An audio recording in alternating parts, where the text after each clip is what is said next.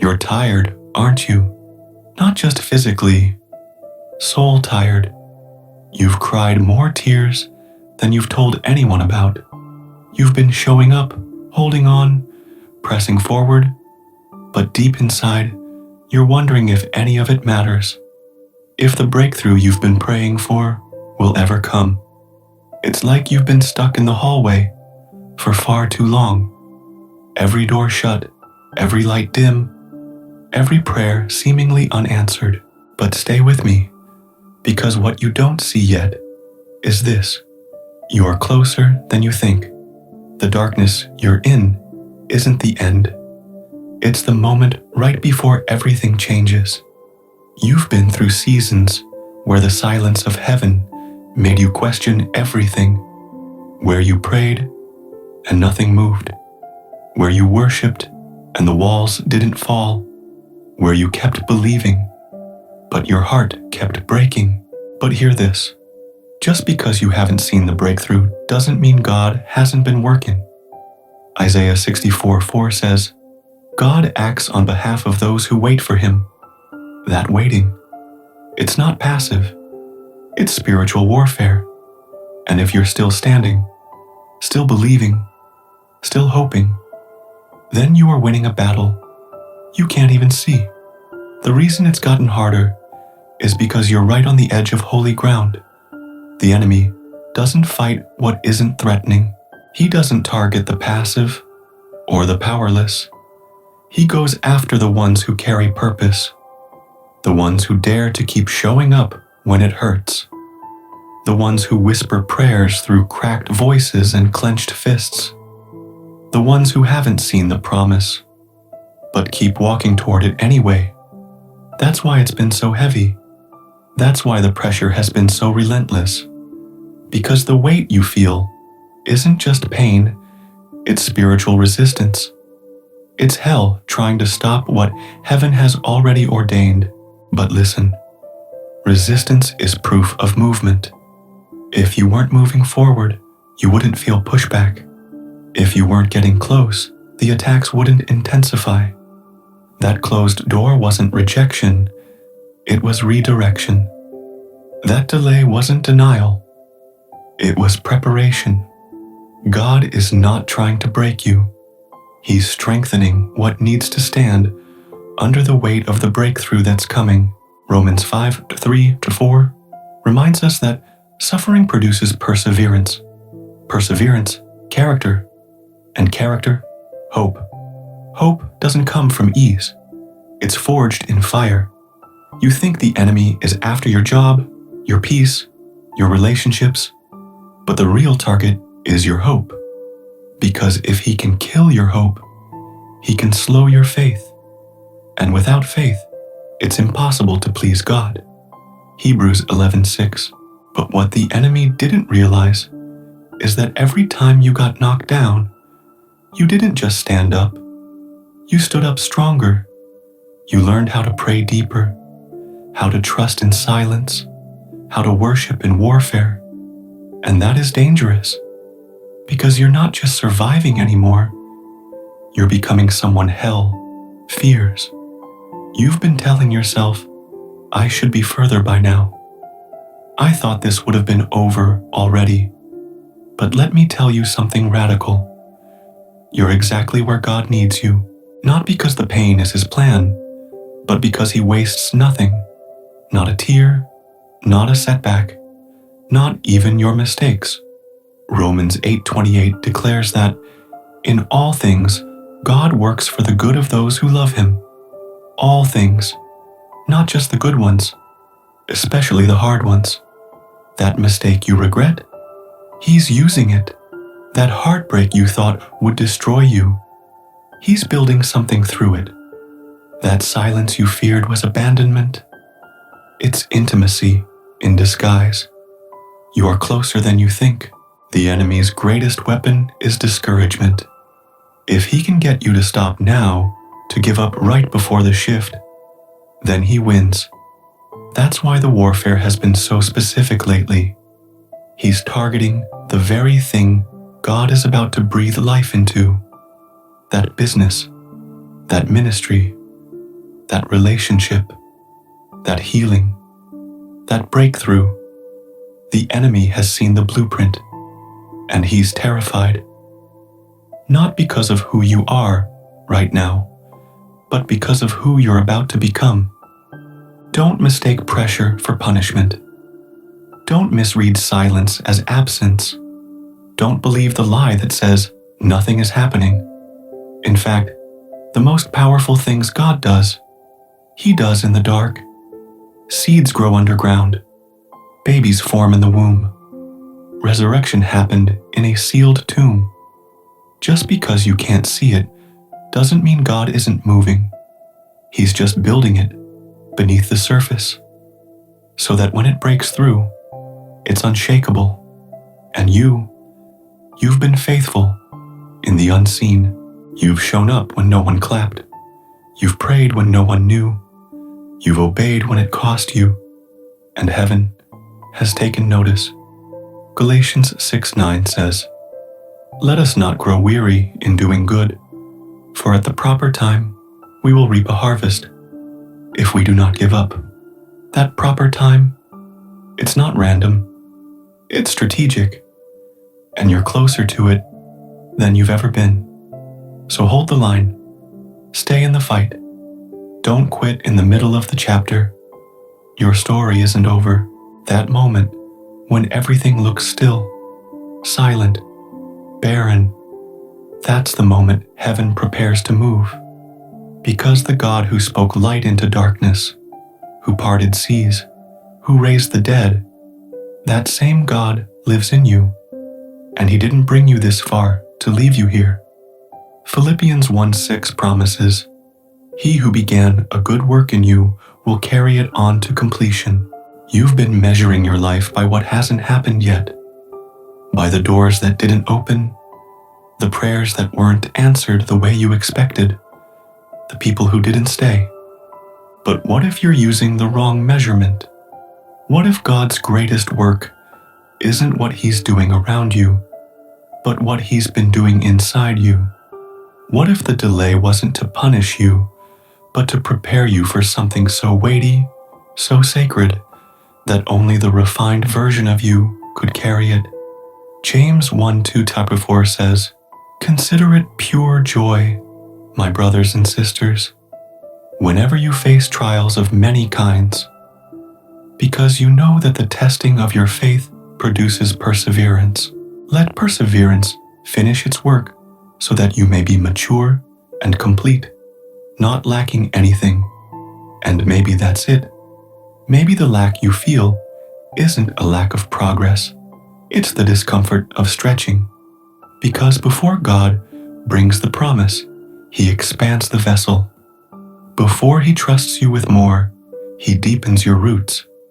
And sometimes that root work feels like loneliness, like silence, like spiritual fatigue. But it's not the absence of God. It's the presence of His process. You're not being ignored. You're being instructed. You're not forgotten. You're being fortified. That's why it's been so hard to rest lately. That's why sleep feels empty and peace seems out of reach. Because your spirit knows something is coming. It's like the wind before the rain. Something is shifting. And even if your mind can't comprehend it, your soul feels it. That unease, that tension, it's spiritual pregnancy. It's the groaning before birthing. Romans 8:22-23 says all creation is groaning, as in the pains of childbirth, and your breakthrough is no exception. You are about to give birth to something sacred, and the contraction you feel is confirmation. But contractions hurt. They come in waves.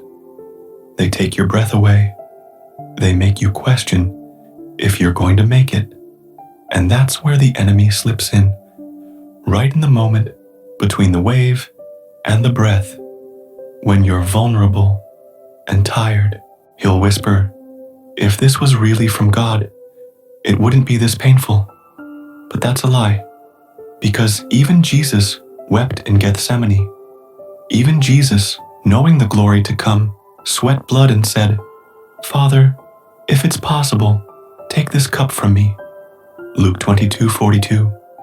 But then he said the words that broke hell's strategy, "Not my will, but yours be done." That's what you've been learning. Surrender in the suffering, obedience in the mystery, trust in the tension. You've been asking, why is this happening to me? But the better question might be, what is God building in me? Because purpose doesn't just show up dressed in miracles. Sometimes it shows up in broken plans, in dead ends, in quiet Tuesday mornings when nothing feels spiritual, but you choose to believe anyway. That's where faith is forged. And when you look back on this season, you won't remember every detail, but you will remember who you became. Stronger, softer, wiser, bolder, because nothing about this season is wasted. Every tear is a seed. Every prayer is a brick in the foundation. Every act of obedience is water to the dry places. Psalm 126:5 says, "Those who sow in tears shall reap with songs of joy." And you've sown so many tears, haven't you? Late night tears, angry tears, silent tears. But heaven has caught everyone, stored them, counted them, and is about to redeem them. And now you're standing at the threshold, not of failure, but of fulfillment. The hardest part of any journey is the final stretch. That moment when your strength is gone, but you have to keep going anyway. That's where you are, and that's why it feels impossible, because it is, without Him.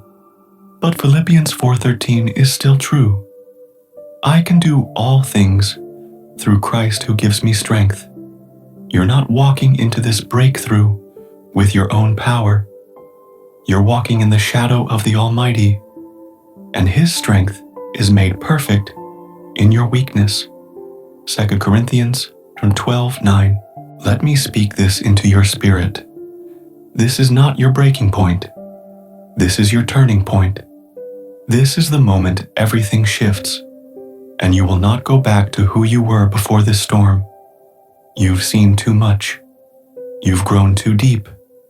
You've learned how to praise in pain, how to worship without answers, how to declare truth while drowning in questions, and that makes you unshakable. Psalm 16:8 says, I keep my eyes always on the Lord. With Him at my right hand, I will not be shaken. You've been trained by the battle, and you don't even realize how strong you are, not because of what you feel, but because of what you've endured. The old you would have quit by now. The old you would have believed the lie. The old you would have walked away. But not this version. This version carries oil. This version has scars that shine. This version has history with God. And hell is terrified of that history. And so, the pressure builds, not because God is punishing you, but because He's positioning you. You're being aligned, set up, prepared, because what's coming isn't small. It's not a temporary high. It's a generational shift. It's a divine release. It's what you prayed for, and more. Ephesians 3:20 says He can do immeasurably more than all we ask or imagine, according to His power that is at work within us. You've been praying for what you can imagine, but He's been preparing what only He can conceive. So, here's your word today. Don't stop. Don't second-guess your obedience. Don't forfeit your breakthrough because the middle feels like a mess. The middle always feels like a mess. But the middle is where miracles are born. The middle is where faith becomes sight. The middle is where God proves He is still God. Even when you're not sure what He's doing, you're not behind. You're not broken beyond repair. You're not forgotten. You are a walking testimony in the making, and though the pain is real, the promise is greater. You've come too far to quit now.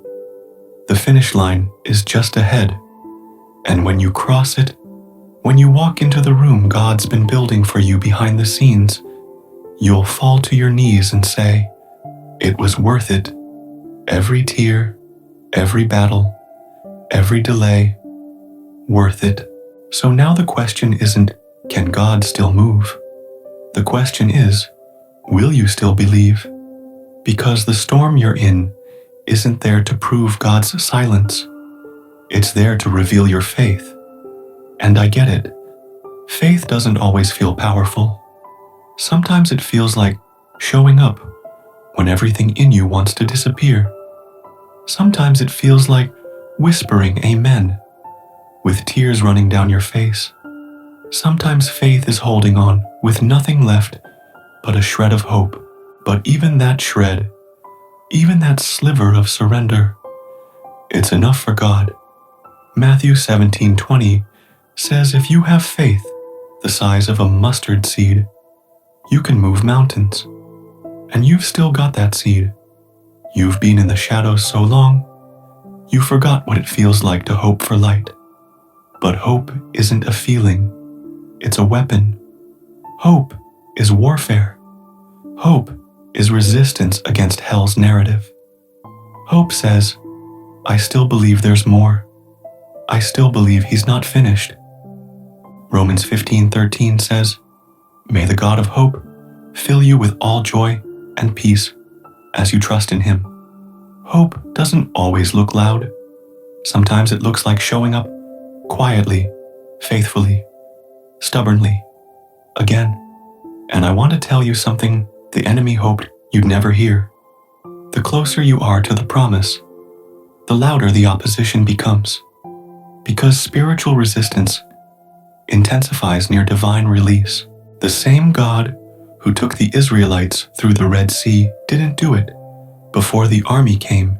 He did it when it looked like all hope was gone, when their backs were against the wall, when fear was louder than faith. That's when the water split. That's when breakthrough came. And it's about to come for you. Don't be surprised by the warfare in this moment. Be encouraged by it. Because it's not punishment, it's proof. Proof that you're on the verge, that something sacred is just beneath the surface. And the pressure you're feeling, it's heaven's evidence that hell is nervous. You don't attack what isn't a threat. And you, even in your weariness, are a threat to darkness, to doubt, to every generational curse that ends with you. You've been anointed to carry something that breaks chains, and that's why the enemy has tried to bind you. But he's failed. You're still breathing, still standing, still reaching for God. And that's dangerous, because even if you feel broken, you're still chosen. Even if you feel weary, you're still worthy. Even if you feel delayed, you're not denied, because your story isn't built on feeling, it's built on faith. And faith doesn't expire. Faith doesn't bow to fear. Faith doesn't run when the storm rises. It stands, even if trembling. You're closer than you know. That breakthrough, it's not far off. It's not just coming. It's forming, right now, beneath the surface, in the silence, in the stillness, in the places you can't yet see, just like a seed in the soil. It looks like nothing's happening, but everything is changing. Roots are forming, strength is deepening, and soon, very soon, it will break the surface. And when it does, it won't just be a small shift. It will be a sudden move of God, a divine acceleration, a breakthrough that you couldn't manufacture, but you were made for. So don't abort the process. Don't walk away now. You've carried too much, fought too hard, survived too long. God didn't bring you this far to leave you here. He's not a God of almost. He's the God of abundance. John 10:10 says, "The thief comes only to steal, kill, and destroy. But I have come that they may have life, and have it to the full." That's what's waiting on the other side of this. Not just survival, but fullness, restoration, overflow. And I need you to hear this. You will not finish empty. You will not finish forgotten. You will not finish broken. You will finish filled. You will finish faithful. You will finish in the arms of a God who has been walking with you the entire time, even when you couldn't feel him, especially then, because his silence isn't absence. His silence is strategy. It's where your discernment sharpens, where your worship deepens, where your roots grow so strong, no storm can shake them. So when the fear rises, you worship louder. When the questions swirl, you speak the word. When doubt creeps in, you remember the promise. And when it feels like the weight will crush you, you whisper to your soul, "I'm still standing. I'm still chosen. I'm still his." Because sometimes the most powerful prayer you can pray is simply, "I'm not giving up. You're closer than you think." The finish line is near. The breakthrough is near. And the glory that's about to rest on your life will make every sacrifice worth it. Galatians 6:9 says, "Let us not grow weary in doing good, for at the proper time we will reap a harvest if we do not give up." But what do you do while you wait? What do you do when the breakthrough hasn't shown up, the healing hasn't arrived, and the promise still feels like a distant dream? You worship anyway. You obey anyway. You believe anyway. Because the soil that grows the strongest roots is the soil that felt the deepest drought. And right now, even if you feel spiritually dry, even if your prayers feel empty and your soul feels numb, your faith is working. Your obedience is watering that breakthrough. Your consistency is calling heaven's timing into alignment. James 1:4 says, "Let perseverance finish its work so that you may be mature and complete, not lacking anything." You're not lacking anything. You're being completed. And yes, completion feels like crushing sometimes, but that crushing is where the oil flows. The oil of anointing doesn't come from ease. It comes from pressure. It comes from surrender. It comes from staying in the fire long enough for everything that isn't from God to burn away. And you've been staying, even when no one saw it, even when people misunderstood you, even when you had every reason to quit. You didn't. And that obedience has heaven's attention. Don't mistake hiddenness for abandonment. Don't mistake delay for denial. You're in the cocoon, not the coffin. This isn't death. It's transformation. God is reshaping your identity. He's shifting your posture. He's preparing your voice to carry power you've never walked in before. And the enemy sees it. That's why the warfare has been so targeted, so personal, so exhausting. But even now, what the enemy used to try and break you, God is using to build you, to strengthen you, to anoint you. You're closer than you think, not because it feels easy, but because everything around you has tried to stop you. You know you're nearing breakthrough when the resistance goes from external to internal. When it's not just your circumstances that are heavy, it's your thoughts, your focus, your faith. The battle isn't just around you, it's within you. But that doesn't mean you're losing. It means the Spirit of God is confronting everything that's tried to hold you back. Everything that whispered, "You're not enough. You'll never change. You'll always be stuck." And He's silencing those lies, not by shouting over them, but by reestablishing your identity in the quiet. You are not who your failure says you are. You are not the sum of your past. You are not defined by the delay. You are who God says you are. Chosen, appointed, beloved, and ready. Isaiah 43:19 says, "Behold, I am doing a new thing. Now it springs up.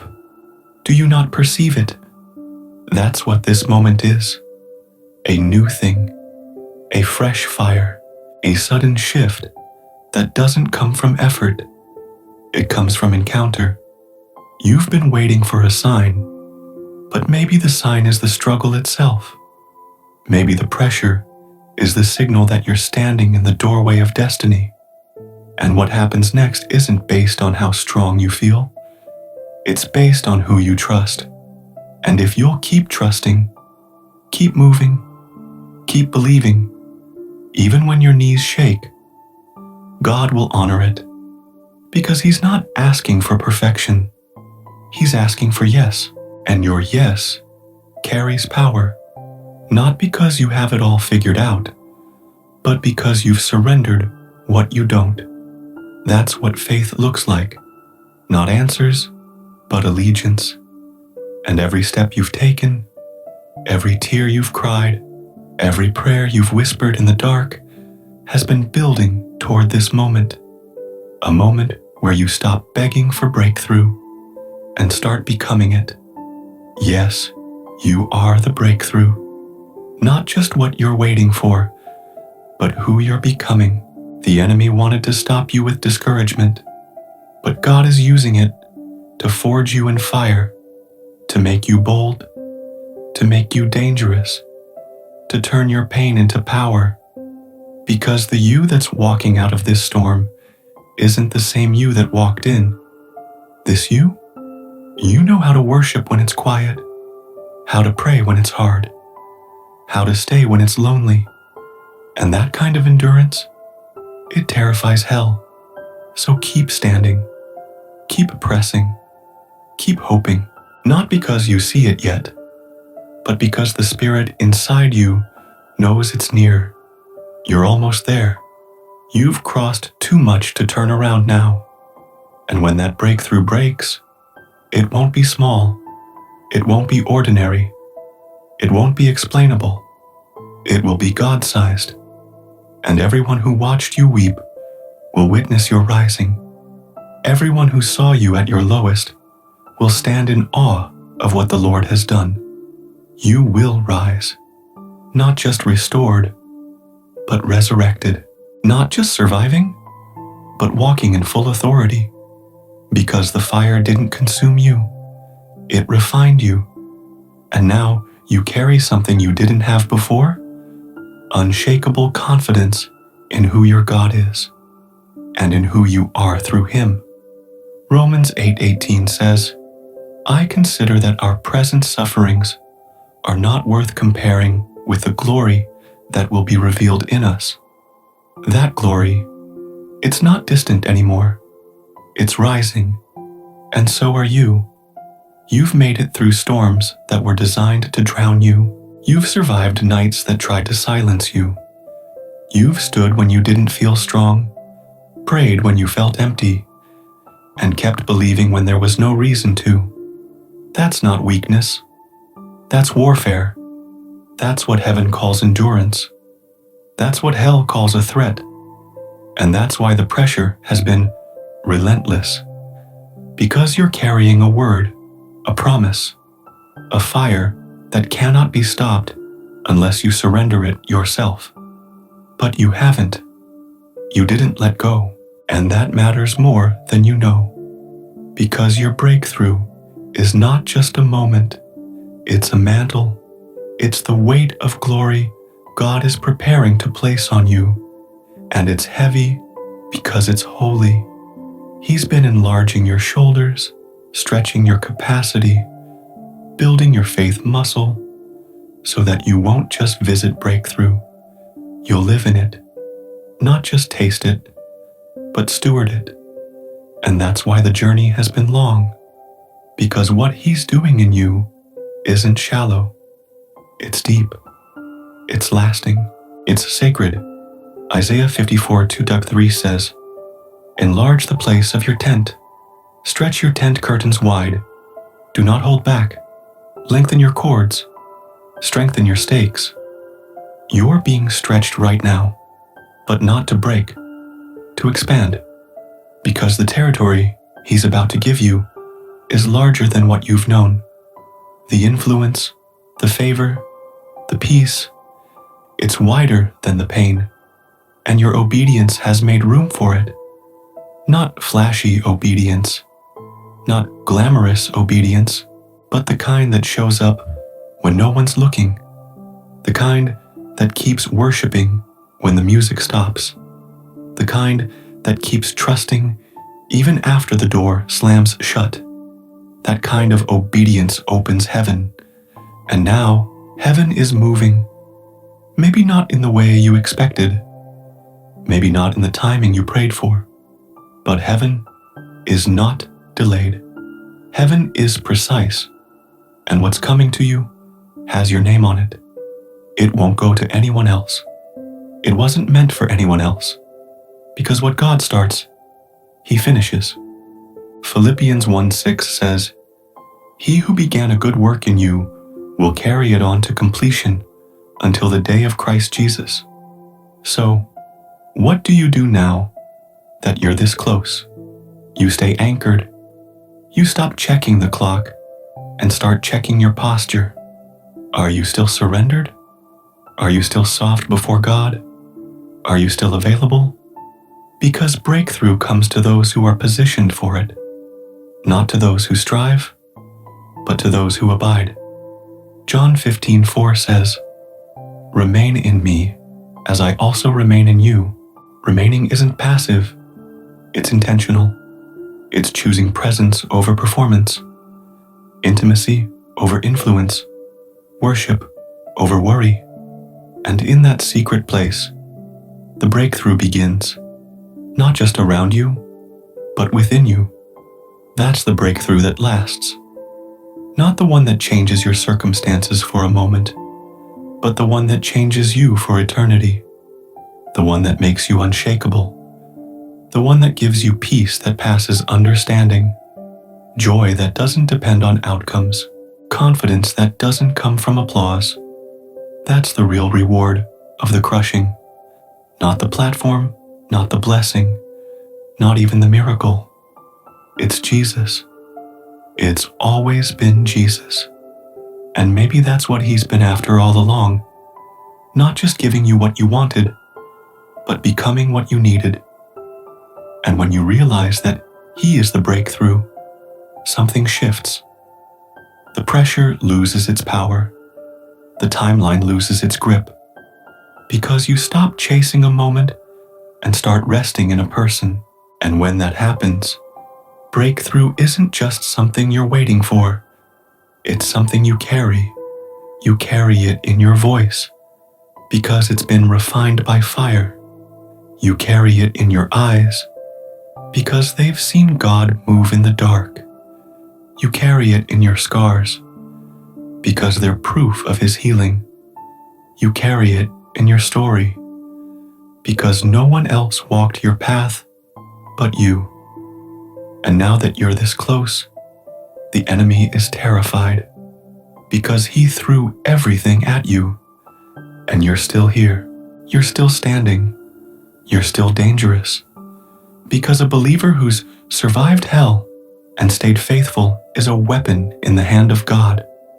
So don't let up now. Don't shrink back. Don't question if you've heard wrong. You didn't. You're just in the final stretch. The last contraction before the birth. The final lap before the finish line. This pain is not a dead end. It's labor. And what's about to be born from your obedience will shake the gates of hell and shift generations. Yes, generations. Because this was never just about you. It was about every life connected to your story. Every soul that will be set free because You didn't quit when you had every reason to. So rise, wipe your tears, square your shoulders, and take the next step. Not because it's easy, but because it's worth it.